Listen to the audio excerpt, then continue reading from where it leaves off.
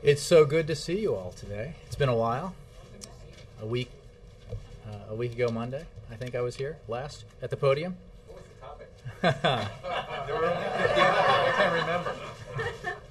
You know, it all blurs together. I don't. I'm sure it was Syria or something. Syria, right? The topic was evolving, I think. It was evolving. Can always count on you, Hans. Just a George Wire report. Before I take your questions, I have an announcement.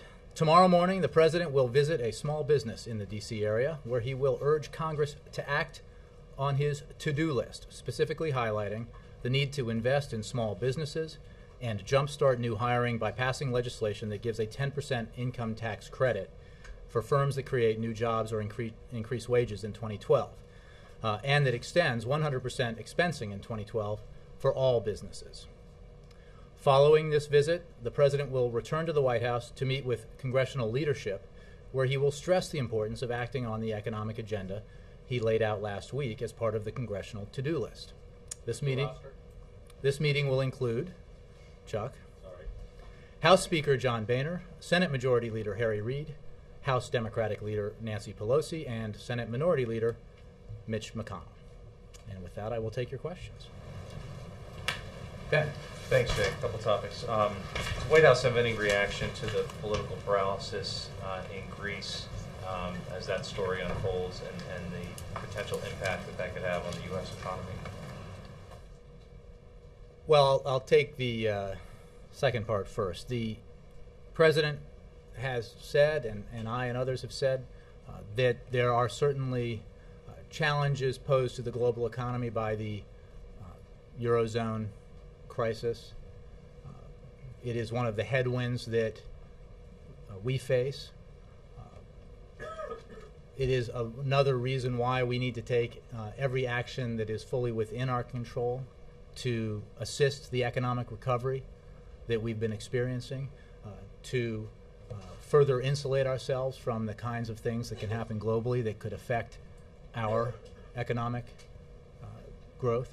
And that would include having Congress act on the items in the to-do list that I just mentioned, by eliminating tax incentives to businesses to ship jobs overseas and rewarding them for bringing jobs back from overseas to this country. Cutting red tape so responsible homeowners can refinance, which the President discussed in Reno recently. Invest in a new higher tax credit for small businesses, which the President will talk about tomorrow. Create jobs by investing in affordable clean energy, an industry of the future that is vital to our economic growth going forward. And put returning veterans to work using skills developed in the military. These are the kinds of things that, even in an election year, should garner bipartisan support, and the President will urge the leadership of Congress to take them up tomorrow. Those are the things that we can do. As for the situation in Europe, our position is as it was, which is we believe that Europe has both the capacity and the will to deal with the sovereign crisis, the Eurozone crisis. We have actively consulted with and counseled and offered advice to our European counterparts. Secretary Geithner, as you know, spends a lot of time on this issue, as does the President. We monitor things very closely. We believe that the Europeans have taken important and significant steps towards dealing with this issue, including both building the resources necessary to deal with it, but also in different countries taking essential steps towards reform that are required in order to deal with this situation. So obviously this is an ongoing situation in Europe, both in Greece and elsewhere, and we monitor it very closely. On a different economic front, does the President believe in the basic concept of venture capitalism, that is, an investment? It's a risky business. Some companies will prosper and grow, some will fail, some jobs could be lost. That's how it works. Does he believe in that concept? Well, I know you're asking a rhetorical question because he speaks to this and spoke to it as recently as yesterday, and the answer is absolutely yes. He believes very firmly in that the free market system is the greatest creator of wealth that the world has ever known, and that we need to have a strong and vibrant financial sector in this country. We have in the past, and we need to going forward. We also need to have rules in place that ensure that our financial sector is transparent and continues to be viewed as highly credible and professional, both within this country and abroad, and rules that ensure that American taxpayers are not left holding the bag as they were in the wake of the financial crisis that befell this nation in 2007, 2008. That's why the president fought so hard for Wall Street reform against, unfortunately, Republicans and Wall Street lobbyists. That's why he's fighting so hard against rearguard efforts by Wall Street lobbyists and Republicans to repeal or water down or by other means diminish the effect of the kinds of reforms that need to be in place so that American taxpayers don't get left holding the bag as they were as a result of the recent financial crisis. Well, I don't mean it to be rhetorical. I'm asking as a matter of policy and consistency. If the president's view is as you just said, why is it okay in general, but it's not okay in the case of Mitt Romney, where he can... Well, first of all, you're asking about, I believe, a campaign ad, and I would refer you to the campaign to talk about campaign-specific matters. I think the issue is, what vision does this president have for the country going forward? What does he believe we need to be doing now, right away, as with the congressional to-do list, and what we need to be doing moving forward to ensure that this recovery continues, to ensure that it continues to create jobs, and to ensure that we don't go back to the policies that led to the greatest job loss we've seen since the Great Depression, to the worst economic contraction we've seen since the Great Depression. It's not a question of whether the financial sector or private equity specifically is important or valid. It's whether or not it's the vision that you bring to the job, what you would do in office, what you think the right prescriptions are. And we've seen from the Republicans in Congress what prescriptions, unfortunately, they think are the answer to our economic challenges. And it's a prescription that was filled already once in the early part of this century and contributed mightily to the worst recession since the Great Depression. They want to refill that prescription and add a little steroids in it and say, let's do it all over again. The president thinks that's a bad idea. Yes?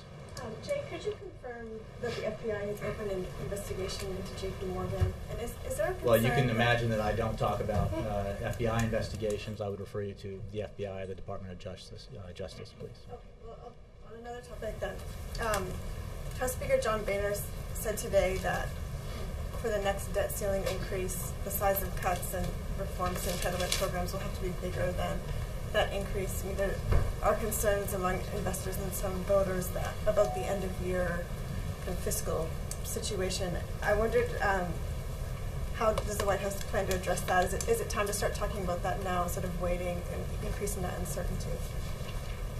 Well, as you heard Secretary Geithner say today, and as we have said all along, we cannot hold the full faith and credit of the United States government hostage to one party's political agenda. We saw what happened when this occurred last summer. It was very harmful to our economy, and we fully expect that members of Congress will agree that we must avoid a similar charade this year. It can't possibly be the case that the right prescription for what we need to do right now is to engage in the kind of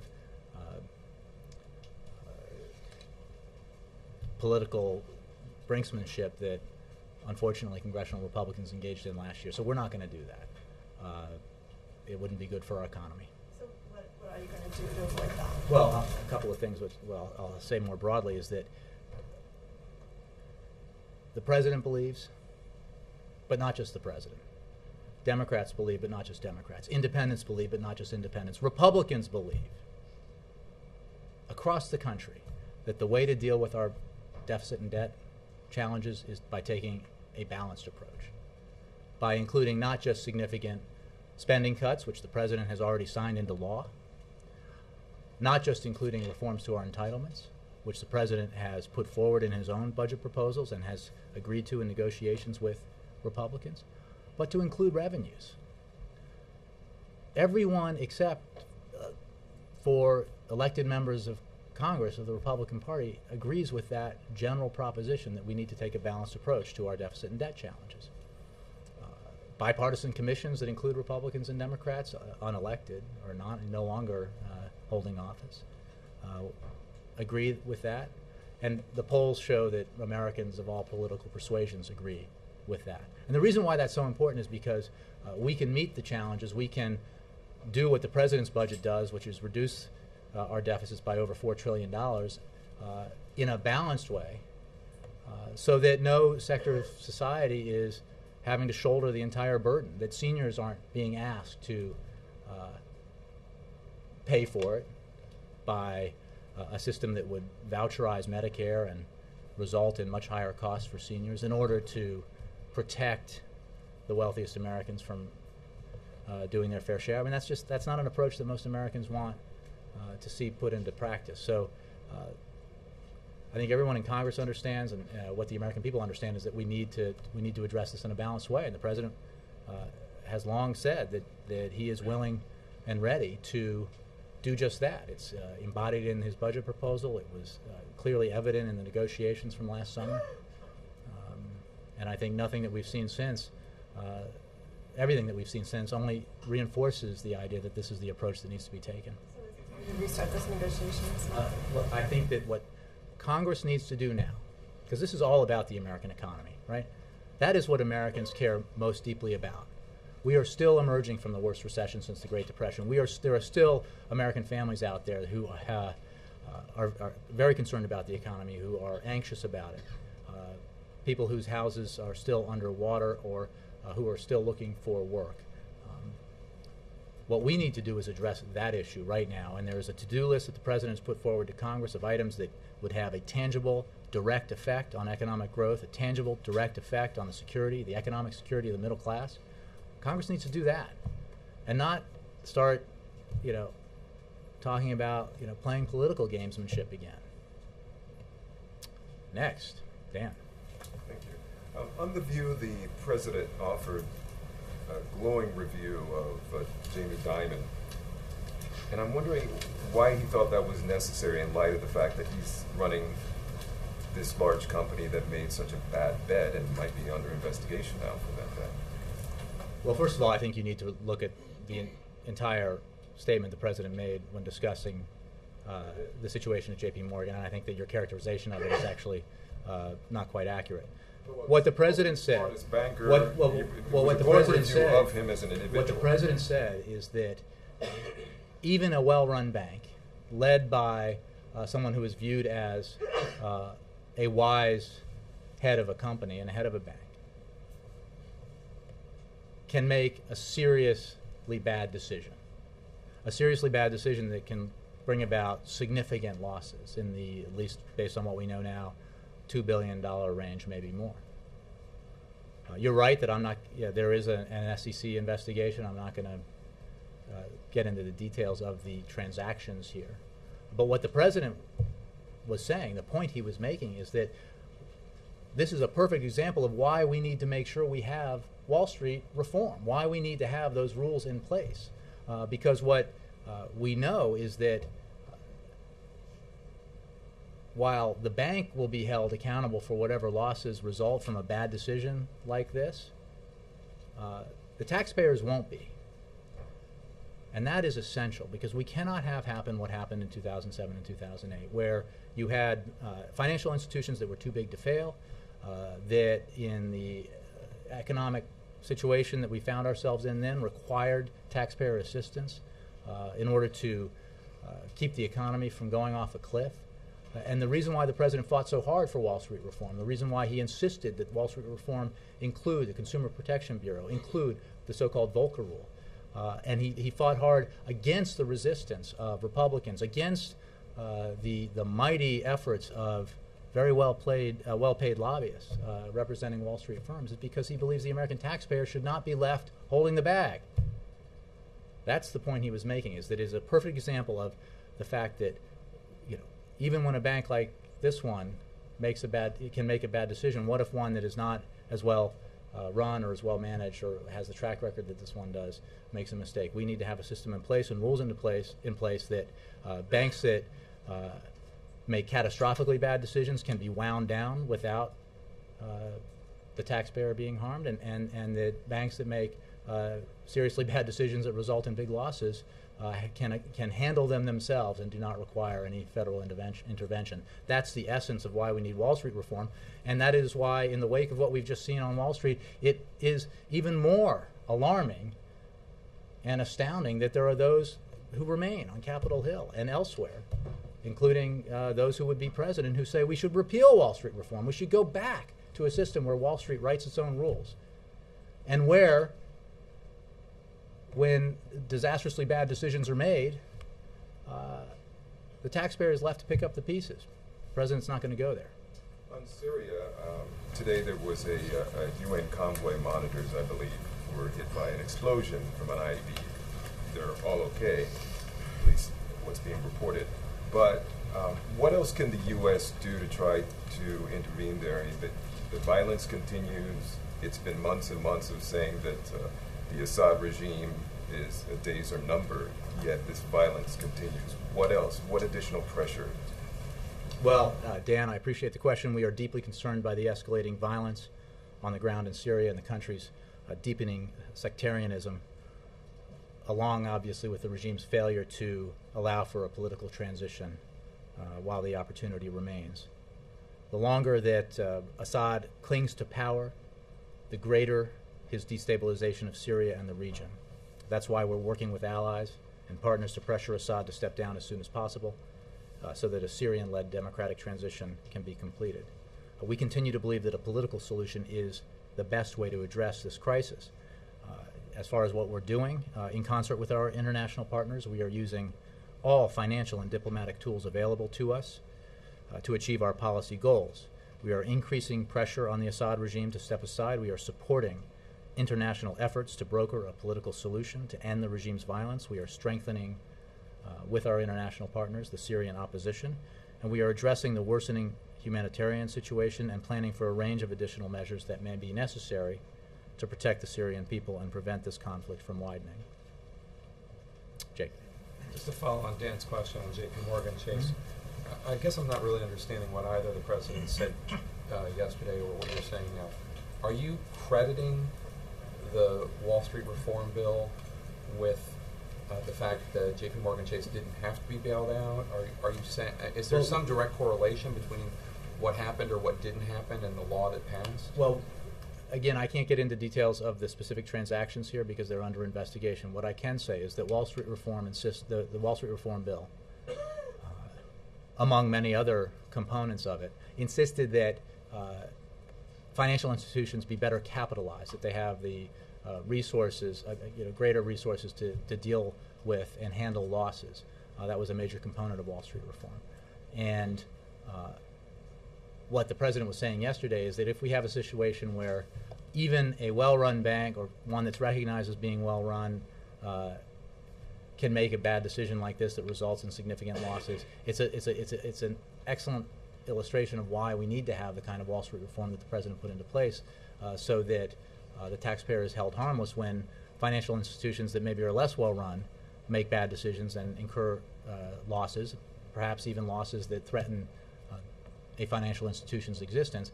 We can't have a situation where the taxpayer then has to come in to the rescue again, but that there must be a way for those banks to be unwound where only the bank and its investors bear the burden of the bad decision making and not taxpayers. So again, I can't, because of the fact that this particular series of transactions is under investigation, and I can't make a point-to-point correlation between Wall Street reform and this, but I can say that the overall idea here was to ensure that the American taxpayer is insulated from the kinds of decision-making that can take place on Wall Street that can result in losses. I mean, it is a nature of this, we can't prevent bad decisions from being made. What we can do is take steps to ensure that average working class and middle class Americans don't get stuck with the bill for bad decisions that are made. Is the President favor any further steps that might be taken on Wall Street when it comes to regulation? Are there other measures he thinks? Well, as you know, the implementation of Wall Street reform is still underway. There is a rulemaking process that's still underway, and the President insists that, as he insisted, for example, that the Volcker Rule be part of Wall Street reform, he insists that the Volcker Rule be implemented in a way that makes sure it's very strong. But that process is, or that's certainly his view. Obviously, there are independent agencies involved in the rulemaking, but he believes firmly that we need to make sure that Wall Street reform is implemented in a way that is true to the intent and spirit of the legislation. As you know, millions and millions of dollars have been spent since the passage of Wall Street reform to try to subvert the intent and spirit of the law. And a lot of money is being spent to elect to office those who would repeal Wall Street reform. And the President simply believes that, and that's why he fought so hard for it, that that's not just bad for Wall Street, because a functioning system that includes rules of the road that everybody follows and includes a transparent system is vital for the success and growth of the financial sector, but it's bad for the whole economy and it's bad for the middle class. So he'll argue strenuously, and I'm sure we'll have this debate in the months coming forward, that it is in the interest of all Americans on Main Street and Wall Street that we have effective rules in place that make sure we do not have a repeat of what we saw in 2007 and 2008. And the President has been making a very strong case against Mitt Romney's form of capitalism as he practiced it at Bain Capital.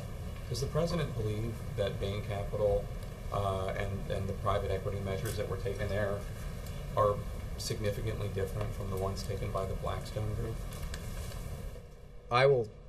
The comparative is not the point here. The issue is, first of all, when you're talking about campaign ads and stuff, I would refer you to the campaign. What the President believes is that there is absolutely a place for a vibrant and successful financial sector, financial industry that includes private equity.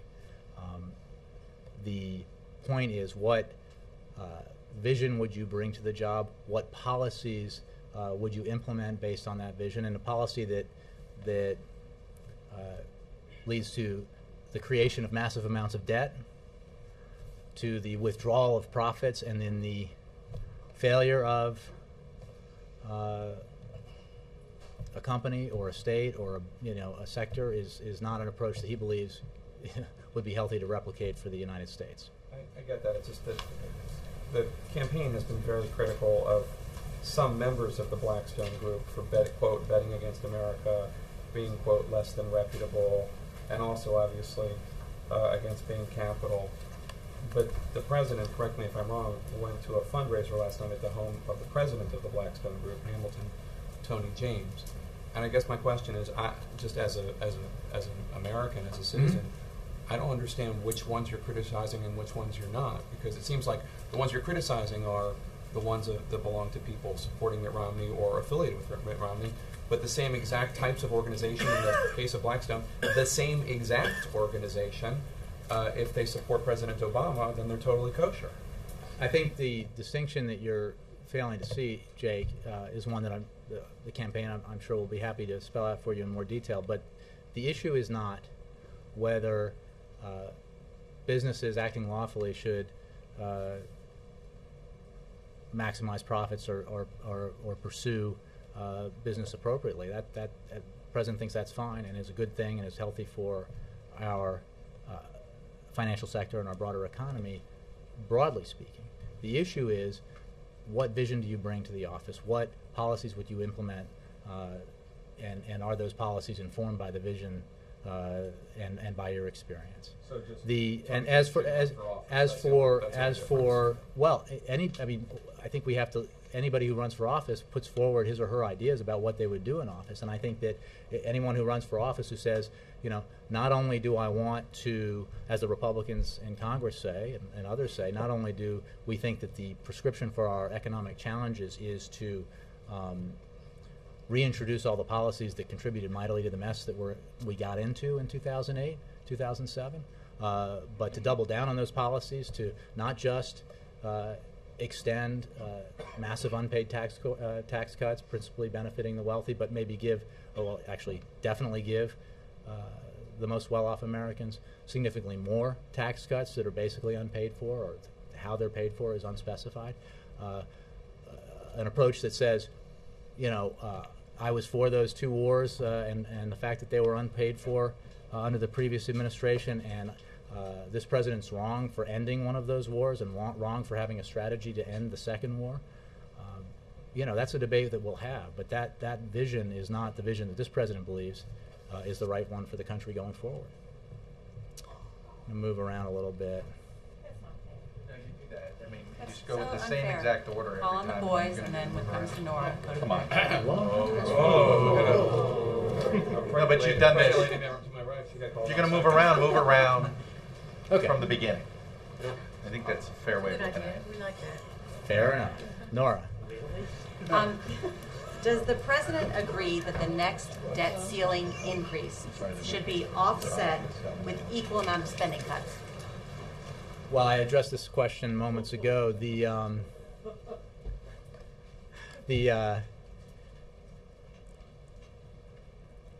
games that were played by House Republicans, the apparent glee with which some of them approached the prospect of the United States of America defaulting on its obligations, are not ones that this president's willing to entertain again. It's bad for the economy, but the yes or no. proposition that you just put forward was the very same proposition that was put forward last year. And we cannot hold the full faith and credit of the United States government hostage to a political ideology and to an approach to deficit and debt reduction that is not endorsed by anything like a majority of the American people or even a majority of Republicans. So we're not doing that. Congress should take action now on the items the president has put forward that can help this economy continue to grow, the items that can help secure the middle class, help homeowners refinance their homes, help veterans get jobs, help in a variety of ways to ensure that this recovery continues along the path that it's been going. Principal, just to set this up, But I does he understand, believe that should be the debt ceiling the president increase does should be not believe- offset by an equal The amount president of does not spending believe cuts? No. that the full faith and credit of the United States, its commitment to pay its bills and its obligations, should be held hostage to a political ideology. And that is the formulation that you're articulating, because this president has already signed into law non-defense discretionary spending cuts that bring that portion of the budget to its lowest level since Dwight Eisenhower was president. So this president's commitment to serious but sensible spending cuts is demonstrated not just in rhetoric, but in law. He signed into law additional spending cuts that bring the total to $2 trillion.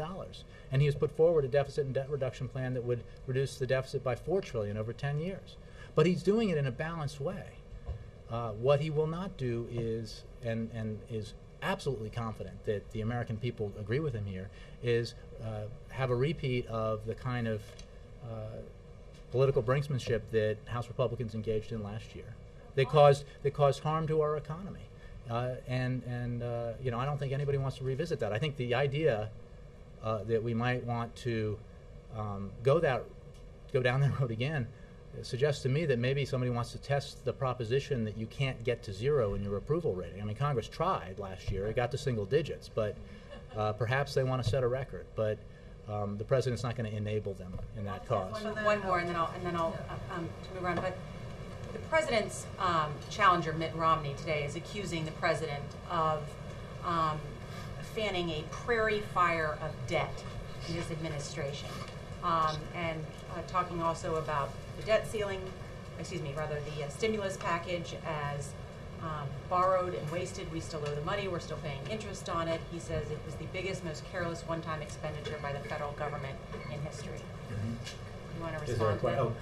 Well, And what's great about this is I know that the media that's covering statements like that will fully vet it and put it into context, because it seems to me the former governor neglected to mention is that the greatest contributor to our deficit right now was the profligate spending by the previous administration, 2 unpaid for massive tax cuts that benefited primarily the wealthiest Americans that Governor Romney supported, 2 unpaid for wars that Governor Romney has said we should still be engaged in, that we should not have ended the war in Iraq, for example, as the president did, that we should not have a timetable for ending the war in Afghanistan, as President Obama has, as well as other measures. Don't forget that when the last Democratic president left office in January 2001, there were surpluses, budget surpluses, as far as the eye could see. After 8 years, not only were there massive deficits that this president inherited, there was an economic catastrophe unfolding in this country and around the globe. What I didn't hear you say in the recitation of the critique was that the person giving the speech wants to repeat all the policies that helped lead to both those massive deficits and the greatest recession since the Great Depression. He wants to reverse the policies that this president put into place that reversed the cataclysmic decline in our economy, that now has us growing for 11 straight quarters instead of shrinking at 9%, which we now know we did in the last quarter that the previous president was in office, that has us creating private sector jobs for 26 straight months, more than 4 million private sector jobs created over those 26 months, more than 1 million in just the last 6 months, compared to this 800,000 per month job loss that this country was experiencing when President Obama was sworn into office, due in no small measure to the policies that had been in place in the previous administration, in which the current presumed nominee of the Republican Party fully supported and endorsed at the time, Chuck. That's why I went. He was making all the noise, so I was going to come. But I appreciate that you didn't, so you're next. Thanks. In light of all you said about the economy and the president's assertion, I could say more, that the fall election will turn on the economy, what do you make of the new Gallup USA Today poll that indicates most people feel the economy would be better off if Mitt Romney was elected, and more people feel the economy will be worse off if the president is reelected? Well, I'll say a couple of things. I think that poll also suggested that there was greater optimism about the economy that we're experiencing right now, which I can recite to you the fact that under this president's leadership, we took a situation that was had this economy in cataclysmic decline and reversed it and had it growing again. Took a situation where the economy was shedding jobs at a rate of hundreds of thousands per month, and have a situation where it's now been growing jobs, creating jobs for 26 straight months. What is absolutely true, what the president says every time he addresses this issue, and he addresses it frequently and will continue to address it, is that we are not nearly finished with this recovery, that we have work to do, and that many Americans are still understandably anxious about the economy that we have and about where it's going for them personally and where it's going nationally. What I assume and am confident of is that the debate this fall will be about the economy and what vision is the right vision for the future. And as I think I've just discussed, the president believes strongly that we need to continue to make smart investments in our economy, in education and innovation, in infrastructure, to build the foundation that we need for the future, in clean energy and other sectors. We need to do everything we can to secure and protect and grow the middle class. I think that when you look at what the middle class went through, even in the years immediately prior to the Great Recession, that even as massive tax cuts were being bequeathed upon the wealthiest Americans, the middle class was getting squeezed, seeing their income flatline or decline. There's work to be done, and the president, we understand, and the president fully expects and looks forward to a debate about what vision for our future is the right vision. And he's confident that that the vision that he has, the vision that he'll continue to put forward, is one that a majority of Americans will believe is preferable to a vision that embraces the policies of the past and doubles down on them. When you say there's work to be done, clearly there's work to be done putting people back to work, Mhm. but do you mean there's also work to be done persuading the country that the president's vision is the right one? You know, that's in terms of campaign strategy and how that is enacted. I would refer you to the campaign. The president will continue to talk about the things that we need to do now to help our economy grow, and he will continue to talk about the things that we need to do moving forward to help our economy grow and create jobs. You know, one thing I think we can agree on is that that is the focus that the American people have, and that will almost assuredly be the focus of the debate this summer and fall. On another matter, the president's first term is set to wrap up with more empty seats on the federal bench than there were when he started. There's 76 open seats around now, only 30 nominees. Why so few official nominees? One thing we know for sure is that the pace of confirmations has never been slower. And not the same as previous two presidents. Well, I disagree with that. And you know, we continue to work with the Senate to get qualified nominees confirmed by the Senate as appropriate. You know, we had some progress recently where a number of nominees, both to the bench and to the administration, were moved forward. And what I think is absolutely the case and indisputable, Wendell, is that we've never had a situation where nominees that to whom no serious objection is put forward, nominees who clear committee overwhelmingly, nominees who are absolutely qualified for the posts that they've been nominated for, are then held up interminably for political reasons. That's not how it should be, and we've obviously made the case against that kind of highly politicized behavior.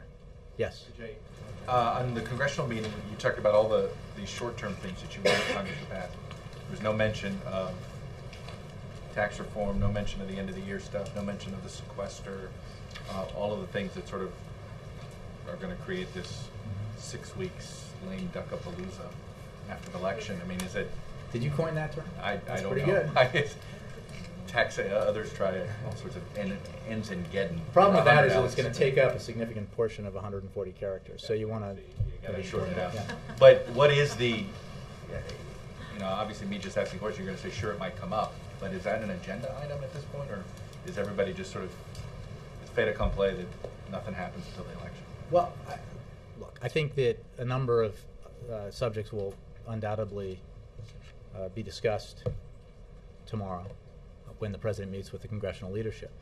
What the president is keenly focused on is the need for Congress to act on measures that could help the economy now, that could help provide greater security to middle-class Americans now, that could assist veterans returning from Afghanistan or returned from Iraq now. He has and is always prepared to discuss a broad and substantial vision for and budget document for how we need to move forward with our longer-term economic challenges. And as I think I've said quite eloquently today, the vision that he puts forward is one that's shared by a significant majority of the American people. Tax code that's about to just explode in many forms with the expiration of all sorts of things is not of the same sense of urgency. Well, I think about to is what is urgent, and what most Americans feel is urgent, is that we need to take steps to help the economy continue to grow, to help it create jobs now. Doesn't do that. President's position on all of these issues is well known. What has been a consistent obstacle to reaching an agreement on a broader sort of 10-year budget plan is, as you know, the refusal of Republicans to seriously accept the idea that we should take a balanced approach to our budget and deficit. Item tomorrow. Well, You're look, bringing the leaders in, and I think- why isn't I that think- what you guys are saying? Well, Let's first go. of all, We check gotta out the fix this debate that tax we've code. had basically consistently now for 18 months or so, and these very same leaders have discussed this issue many times. I'm not saying that it won't be addressed, but what is on the table, what the president will put forward, is the ability of Congress to take action like it has earlier this year, in spite of the fact that it's an election year, to work and achieve passage of legislation that can enjoy bipartisan support, that did enjoy bipartisan support. The items the president has put forward should garner bipartisan support, and all of them will help the economy. Now, there's no question that on the broader sort of long-term vision for our budget and our tax code, and that debate will surely be joined as the months progress. The president has a very distinct opinion. Months is a long time. Not No, short look, amount but of with time. the president put forward a budget proposal that could be acted on tomorrow if there was a willingness by Republicans to accept the basic proposition that a vast majority of Americans accept, that every bipartisan commission that's been appointed to look into this issue endorses, and that is that we need a balanced approach to deficit and debt reduction. On Syria, quickly to follow up on Dan's question, is it fair to say, we got all caught up in other issues, when you sort of, AP asked you this question, you sort of seemed like you had it prepared, that we're either reevaluating our policy, is that a fair way to describe sort of how we're dealing with Syria today, that it's not working and we're reevaluating? How would you describe it? No, what I've said even prior to today is that, for example, with the Kofi Annan plan, that we are highly skeptical that it will succeed because Assad has shown so little willingness to implement any of the 6 provisions within it. However, it is important to continue to support that, which we do, because it has accomplished 2 things, which is some lessening of the violence and a framework for which, by which we can continue to pursue political transition there, and a mechanism by which we'll garner further international support for that kind of transition. But that's not. I think our skepticism about Assad's intentions is not something that I'm making clear for the first time today. Political issues in Europe, I won't say instability, but issues, and losing maybe one of your best allies in dealing with international issues like this in Sarkozy.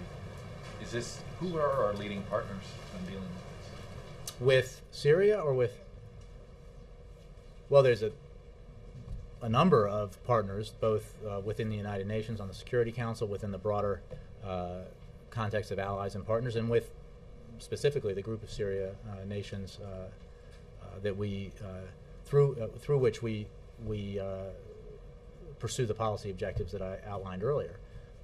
I think that what we've seen since the veto of an earlier resolution at the United Nations Security Council is a growing awareness of the fact that, or recognition of the fact that Assad is the problem here. His refusal to comply thus far with the Annan plan only reinforces that. And I think that, as I've said in the past, that if that plan ultimately fails, that we will then return to the Security Council and discuss with members there steps that we need to take, as well as more broadly with our international partners in the group of Syria, measures that we need to take. Moving around now, John Chris, first, sorry, Mara. I just wanted to follow up on the questions about the debt ceiling. I mean, Speaker Boehner has clearly laid down his marker, and you're saying you don't want to go through this same brinkmanship mess that we went through before. What are you going to do differently other than just say you don't want to go through it, to make sure it doesn't happen? Well, you're talking a hypothetical. The president signed into law the Budget Control Act, which was negotiated with Republican leaders, including the Speaker of the House, that extended the debt ceiling for a certain period of time. The whole country experienced the downside of the kind of brinksmanship that Republicans were willing to engage in, and the economy suffered accordingly. president's not going to do that again. It's not good for the economy, it's not good for the American people, and it's not necessary. The full faith and credit of the United States government should not be held hostage to the political ideology of one segment of one party. When you say do it, meaning what? The debt ceiling is going to be breached, the new limit will be reached at some point. I have no prediction. I'm not going to game out what's going to happen 8 months from now. What I will tell you is that we're not going to engage. It's just, there are things that we need to do right now, tangible things, rather than political gamesmanship, but tangible things we can do to help this economy right now. And I think that one thing that most Americans vividly remember from last summer with, I think, great disappointment is the willingness of some, for reasons of ideology and politics, to play with the fate of our credit worthiness as the United States of America. That's just not something the president, as president, believes we should be doing again. Hans. If I could just follow up on what Dan was asking about the ABC interview, where it seemed like the president, and we can argue on how effusive he was, but just for our own purposes here, does the president consider Just you and me, yeah, and the president, does he consider Jamie Dimon a friend? Look, he's met with Jamie Dimon on a number of occasions. He obviously brings to the table a lot of experience and insight about our financial markets and our financial sector. I'm not going to characterize a personal relationship, but I will say that, as you know, that he's met with him on a number of occasions. And his point was simply that what has transpired in the last week or so, less than a week, only illustrates the need further for Wall Street reform, and that when a bank that Bloomberg or Reuters or CNBC and others has identified as a well-run bank, and a leader of that bank has been identified as a successful leader of a well-run bank, when even that institution can make a bad decision that results in significant losses, it only reminds us of the need to make sure that we have the rules in place that are necessary to protect the American taxpayer from having to ever having to bail out financial institutions again, like it did in 2007 and 2008. Just a quick follow-up. You mentioned that he's met with them. I think 16 times he's been at the White House, 6 direct meetings with the president. But there seems to have been a shift, and Dimon has certainly been critical of the Dodd-Frank reforms, its implementation. Does the president think that Dimon's criticism or commentary on Dodd-Frank has been helpful? Has been helpful? Yeah. Well, I think the president disagrees with those who argue that we don't need Wall Street reform. He disagrees with those who argue that Dimon's point has always been there needs to be regulation. His point has been that the way that the Fed is interpreting the Volcker Rule has not been properly thought out. Well, I first of all, the Volcker Rule and other rules that are being written out of the legislation are still in progress. So I can't go into great detail about that process, which is being conducted by independent agencies. Secondly, I think that what we saw in the last few days demonstrates the strength of the president's position that we need strong rules in place, that we need a strong Volcker Rule, that we need strong Wall Street reform in place, and that those who argue otherwise are wrong, in his view. They're entitled to their opinion, certainly, but we have to have rules of the road in place that protect middle-class Americans, hardworking Americans, from poor decisions made on Wall Street, so that they're not left having to pay the bill. Does the president believe that Dimon's wrong on Volcker? Well, the president believes that those who believe that we don't need a Volcker Rule are wrong, or that we don't need a Volcker Rule that is strong enough to be effective are not. He just disagrees with them. Jay. Mark. Jay, can you clarify for me what the reason is President Obama won't be going to the APEC meeting in Russia? Sure. I think the president himself mentioned when he met with then President Medvedev in Seoul, he will not be traveling to Russia before the U.S. election in November. we're not able to travel to Russia because, broadly speaking, of our election process here and the calendar that imposes on the candidates, and one of those candidates is the President of the United States. Will he send But he somebody very else? much looks. Well, I would refer you to. I'll have to take the question. I'm not sure, but he very much looks forward to meeting President Putin in a month in Mexico. Thanks, Jay. Yes, Jerry. Jay, today, And then John. thank you. Today, the Senate's going to vote on the refinancing of the Export-Import Bank. If they pass it, which it seems likely, will the president sign it today? We do support that measure. We've argued that it is absolutely necessary to ensure that assistance is provided so that our exports can continue to grow, and we look forward to its passage. And I think it's another example of what I was trying to say earlier, that there are things that we can do working together to help our economy grow now, rather than engaging in the kind of political posturing and fights that we've engaged in the past. Do you suspect there'd be like a signing I ceremony? don't have anything for you on that. John Christopher. Yeah. It seems that now the Justice Department is launching a criminal probe into the J.P. Morgan $2 billion trading loss. We can take it beyond the borders of the U.S. In light of these revelations and the upcoming G8 meeting, does the administration plan to discuss coordinating regulations to ensure that global banks simply don't move their risky trading out of the U.S. to another country? First of all, as I mentioned earlier, I'm not going to comment on either possible investigations or the existing one by the SEC. As for that issue, I think I would refer you to the Treasury Department. I think we've long said that G20 is as the forum principally for this kind of broader economic discussion. Obviously, the economy will be a major topic of discussion at the G8, but I don't have anything specifically for you on that. Thanks all very much.